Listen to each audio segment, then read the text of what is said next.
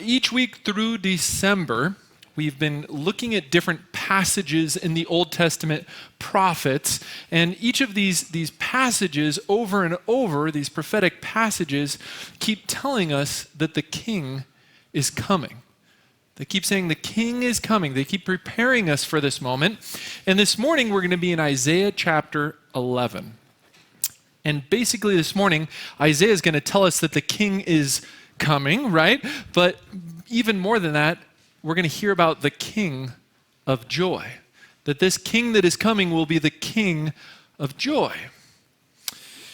Now, building up to this morning's passage, we're looking at Isaiah 11, but in the chapters just beforehand, in chapters 9 and 10, you hear about how the leaders of ancient Israel were making just terrible decisions.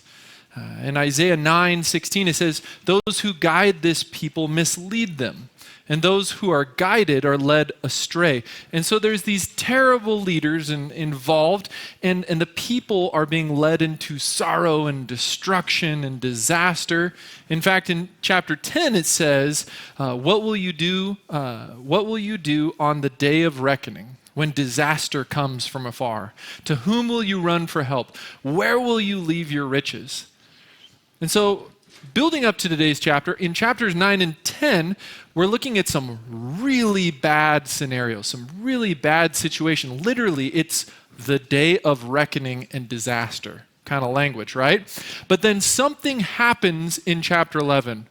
In the chapter we're about to read, something incredible happens, because the very following chapter, 12, right afterwards, the book erupts into joy. Literally, chapter 12 turns into and explodes into a song of praise. So, chapter 10, horrible. Chapter 12, eruption into joy and praise. What in the world is going on in chapter 11? What in the world happens in chapter 11 that turns everything upside down? That turns mourning into dancing? That turns sorrow into songs of praise? Well, in chapter 11, there is an encounter. An encounter. This morning's passage describes an encounter with a person. And in particular, this encounter is with the King of Joy. And so this morning, we're going to read this passage and investigate why it is that this encounter with this king that Isaiah is describing is so utterly life-changing, and why an encounter with this king can be utterly life-changing for you. Now, we have a shorter message this morning, so we better jump into it and get started. I'm going to read Isaiah chapter 11, verses 1 through 6. It says, "A shoot will grow up from the stump of Jesse. From his roots a branch will bear fruit. The Spirit of the Lord will rest on him, the Spirit of wisdom and of understanding, the Spirit of counsel and of might, the Spirit of knowledge and fear of the Lord. And he will delight in the fear of the Lord. He will not judge by what he sees with his eyes, or decide by what he hears with his ears, but with righteousness he will judge the needy. With justice he will give decisions for the poor of the earth. He will strike the earth with the rod of his mouth. With the breath of his lips he will slay the wicked. Righteousness will be his belt, and faithfulness the sash around his waist. The wolf will live with the lamb, and the leopard will lie down with the goat, and the calf and the lion and the yearling together, and a little child will lead them." So just let that sink in for a moment, right? Because Isaiah is describing this chapter 11 encounter, and in the very next chapter, you're going to hear songs of joy. He's going to explode into joy, all because of this encounter with this king. And in this encounter that Isaiah is writing about with this king, right, it's almost as if, as we're reading, it's like the king isn't even that close to him. It's like he's encountering this king from a distance, right? Isaiah only barely gets to touch the hem of his robe, right? The very edge of his robe. And yet, he still erupts into joy in the very next chapter. And it's only natural to kind of scratch our heads and wonder, like, this king that we just read can do all of that? Like, this king has that much impact on the world. How is that? Why is that? Well, to start understanding this king of joy, we need to reflect more on the influence of a leader. The influence a leader can have. A while back, I was watching a documentary, and it was called In Search of Greatness. And it was this documentary that interviewed and investigated the life stories of the greatest sports athletes in history. And so it interviewed various different athletes. Some of them were Wayne Gretzky, Jerry Rice, Pele, Michael Jordan, and the list goes on.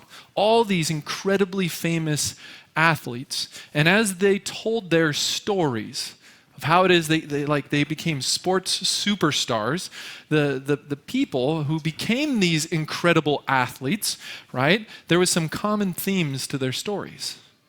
As they told story after story, person after person, there was these common themes. And one of the common themes, one of the common occurrences that happened in their lives was that each of these superstars had an encounter. They had an encounter. And they had an encounter that they can recall and remember and recite. And this encounter was with this person that maybe at the moment it didn't seem like it was going to change their entire lives. But later on, we look back and we realize that person, that encounter, that moment where they crossed paths, that person they encountered was a legendary coach, like famous coach. And at the time, it might not have seemed monumentous. And so in this documentary, for example, one of the guys, Jerry Rice, he said in the documentary, I never would have become the greatest NFL wide receiver in history. One of the greatest players in NFL history never would have happened without an encounter. A very unique encounter he had without encountering a particular guy named Bill Walsh. And if you recognize that name, it's because Bill Walsh, as we look back on history, this is like one of the legendary coaches. He's in the NFL Hall of Fame, one of the greatest coaches in NFL history. And this guy, Jerry Rice, crosses paths with an incredible leader, and his life has changed. In fact, in that documentary, he even explains, I was not the fastest guy on the field. I was not the greatest athlete on the field. And over, you hear this, Wayne Gretzky, I was not the fastest hockey player. I was not the best physical athlete. They cross paths. They have this encounter, and they go from good, sometimes they might even just say adequate, to the greatest in history. An encounter. They have this encounter, and you hear these similar stories all across in different areas, not just sports. You hear it with brilliant scholars, right? Incredible scholars and leaders in their fields, right? They start to recount their life story, and you hear about an encounter that they had with an incredible teacher, and so on and so on. And so first off, in order to understand Isaiah's reaction to encountering this king of joy, we need to recognize just how much influence a leader has to impact the lives around them. You have to recognize how much impact a leader can have.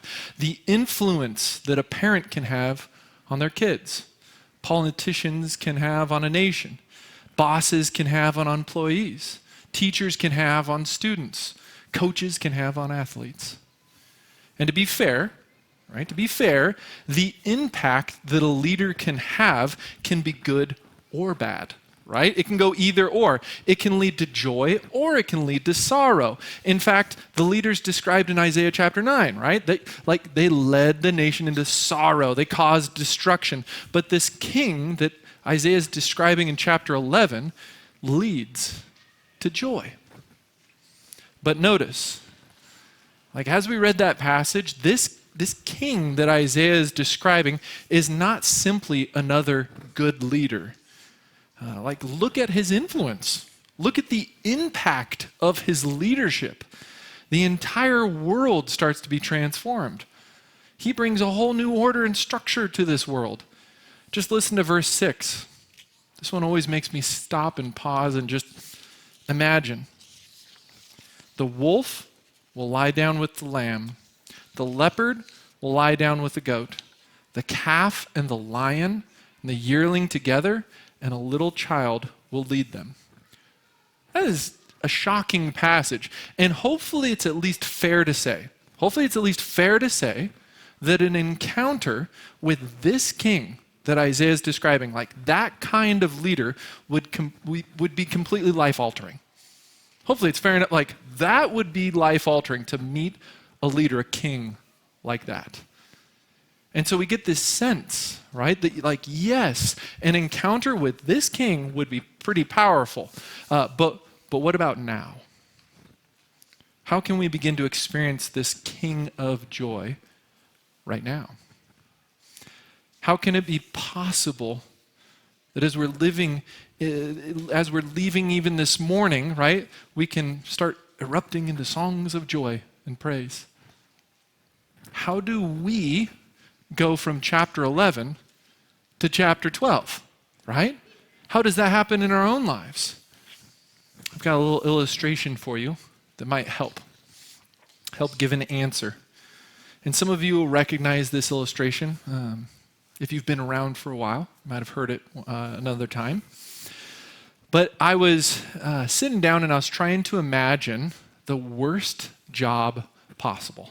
Like the very worst job you could ever have and be hired for.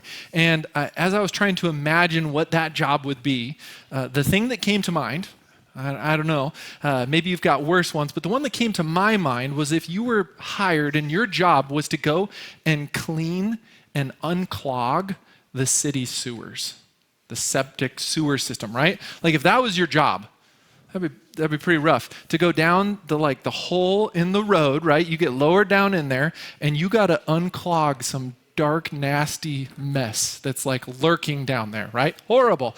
And that job would stink, right? Like literally that job would make you gag. And at the end of the day, I want you to imagine that you're only going to get paid $10 for your hard work.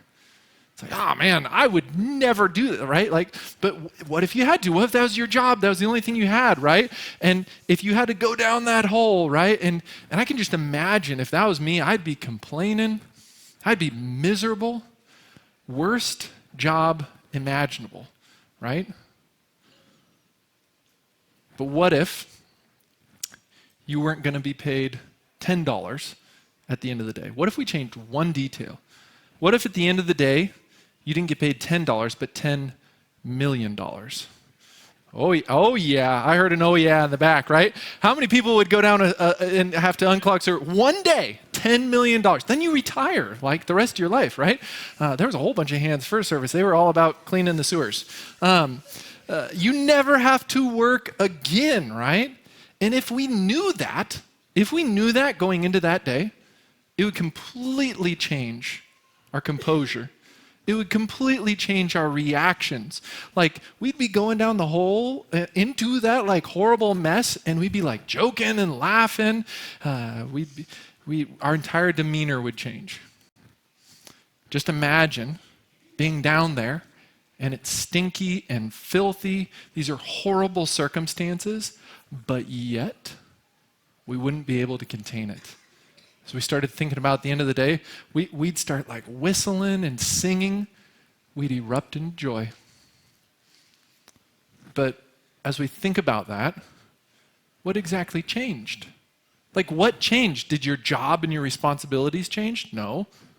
Did your circumstances change? Was it less of a mess? No. Well, then why can you have joy in the midst of a horrible, terrible circumstance? It's because of the reward. The reward is so incredibly great, right? This is easy work for $10 million. So here's the point. What you know is coming can directly affect your feelings and reactions to the situations you're facing right now.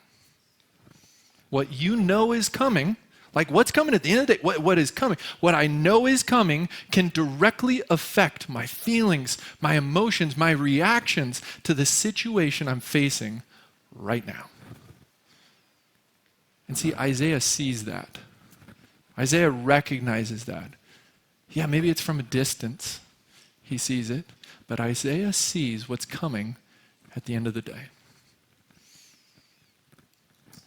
We might ask, Isaiah, why in the world can you erupt into songs of joy while living in the midst of sorrow and destruction? Isaiah has encountered the King of joy. You know, after the first service, Sam Hancock came up to me and he said, you know, I used to have to work in the sewers. I did that exact job, and get this, you know how much he did it for? $10 a day. And you know what he said? It was horrible, right? It was horrible. He had that job. It was horrible. Why is it in horrible situations erupt into joy? When you know what's coming at the end of the day, it directly affects your feelings, reactions to the situation you're facing right now. If Jerry Rice, right, NFL Hall of Fame, if Jerry Rice can become one of the greatest NFL players in history, and he recognizes what happened. He encountered a legendary leader, a coach, Bill Walsh. Man, if that can happen to him and we see the impact of a leader on his life, just imagine what will happen if you encounter an infinitely greater leader than Bill Walsh, right?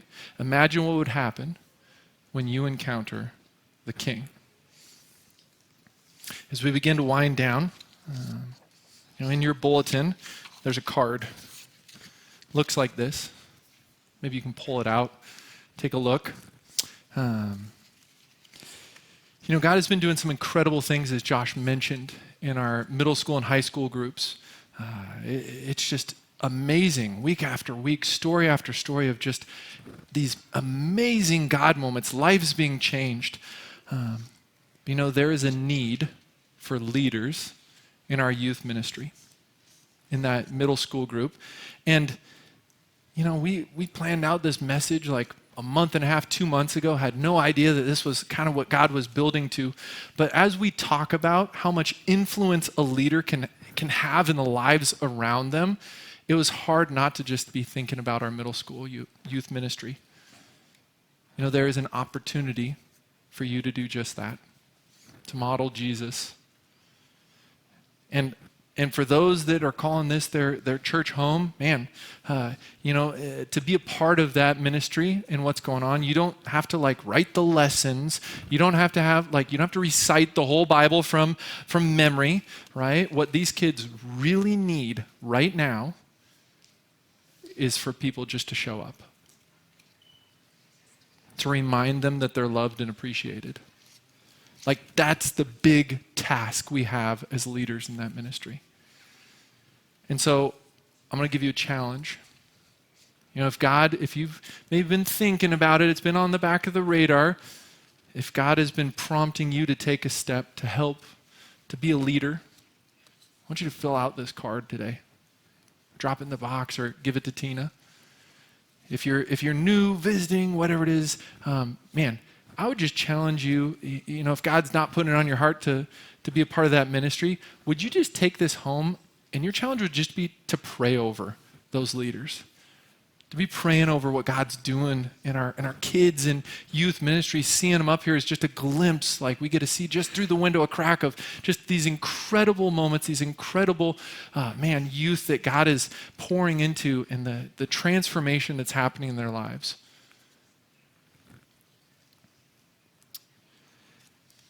Would you take this home and just be praying over those leaders this week? I am genuinely excited to see what God's doing in our middle schoolers, our high schoolers, all the kids up on this stage. We are looking at a pretty bright future for our community. You got to see a glimpse of it. You can be a part of it. Over this last month, you've been hearing the prophets in the Old Testament, message by message, say that the King is coming. right? We've been building this in. The King is coming. Next week, at our Christmas Eve services, we are celebrating that the King is here. The King has arrived. You're invited to come and celebrate with us. And I suppose there is no other way to end this message than to read to you Isaiah's Song of Joy. Isaiah chapter 12, the song of praise that erupts after he encounters this king, the song of joy that he starts singing as he's down in the sewer, right?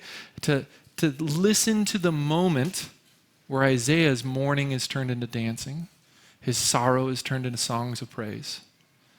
This song of joy, it comes after an encounter with King Jesus. I'll read it for you. Isaiah 12. In that day you will say, I will praise you, Lord. Although you were angry with me, your anger has turned away. You have comforted me. Surely God is my salvation. I will trust and not be afraid. The Lord himself is my strength and my defense. He has become my salvation.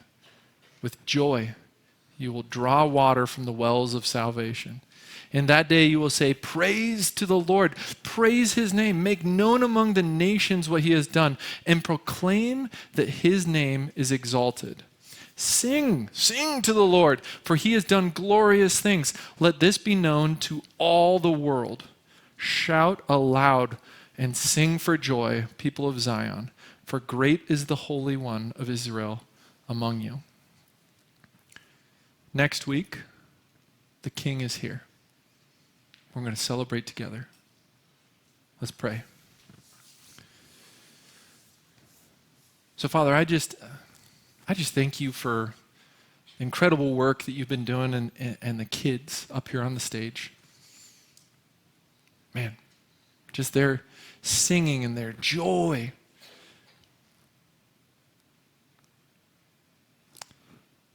You know, they talked about the meaning of Christmas, why it is we celebrate.